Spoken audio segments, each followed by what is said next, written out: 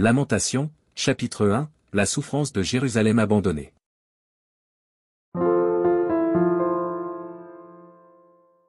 Et quoi? Elle est assise solitaire, cette ville si peuplée. Elle est semblable à une veuve. Grande entre les nations, souveraine parmi les États. Elle est réduite à la servitude. Elle pleure durant la nuit, et ses joues sont couvertes de larmes. De tous ceux qui l'aimaient, nul ne la console. Tous ses amis lui sont devenus infidèles. Ils sont devenus ses ennemis. Juda est en exil, victime de l'oppression et d'une grande servitude. Il habite au milieu des nations. Et il n'y trouve point de repos. Tous ses persécuteurs l'ont surpris dans l'angoisse. Les chemins de Sion sont dans le deuil, car on ne va plus aux fêtes. Toutes ses portes sont désertes. Ses sacrificateurs gémissent. Ses vierges sont affligées, et elle est remplie d'amertume. Ses oppresseurs triomphent, ses ennemis sont en paix. Car l'Éternel l'a humiliée. À cause de la multitude de ses péchés. Ses enfants ont marché captifs devant l'oppresseur. La fille de Sion a perdu toute sa gloire. Ses chefs sont comme des cerfs. Qui ne trouvent point de pâture. Et qui fuient sans force devant celui qui les chasse. Au jour de sa détresse et de sa misère, Jérusalem s'est souvenu. De tous les biens des longtemps son partage. Quand son peuple est tombé sans secours sous la main de l'oppresseur. Ses ennemis l'ont vu, et ils ont ri de sa chute. Jérusalem a multiplié ses péchés.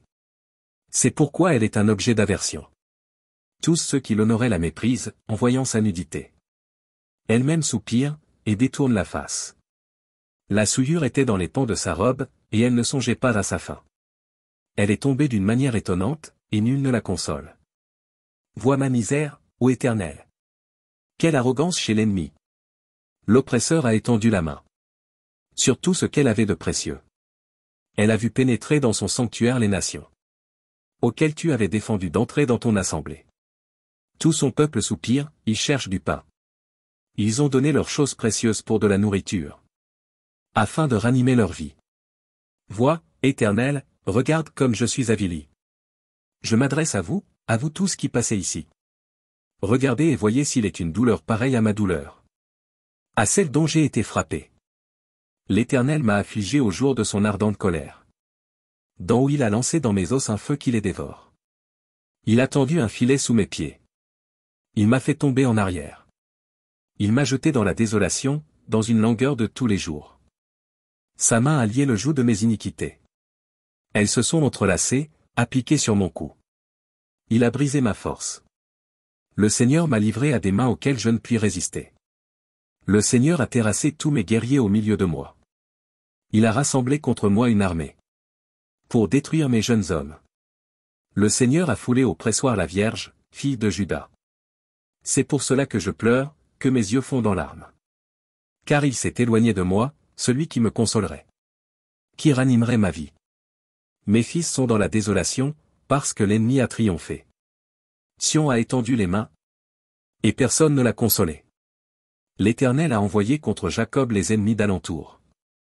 Jérusalem a été un objet d'horreur au milieu d'eux. L'Éternel est juste. Car j'ai été rebelle à ses ordres.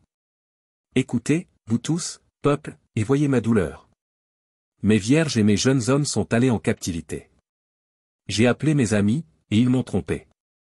Mes sacrificateurs et mes anciens ont expiré dans la ville. Ils cherchaient de la nourriture. Afin de ranimer leur vie. Éternel, regarde ma détresse. Mes entrailles bouillonnent. Mon cœur est bouleversé au-dedans de moi. Car j'ai été rebelle. Au-dehors l'épée a fait ses ravages, au-dedans la mort. On a entendu mes soupirs, et personne ne m'a consolé. Tous mes ennemis ont appris mon malheur. Ils se sont réjouis de ce que tu l'as causé. Tu amèneras, tu publieras le jour où ils seront comme moi. Que toute leur méchanceté vienne devant toi. Et traite-les comme tu m'as traité. À cause de toutes mes transgressions. Car mes soupirs sont nombreux, et mon cœur est souffrant.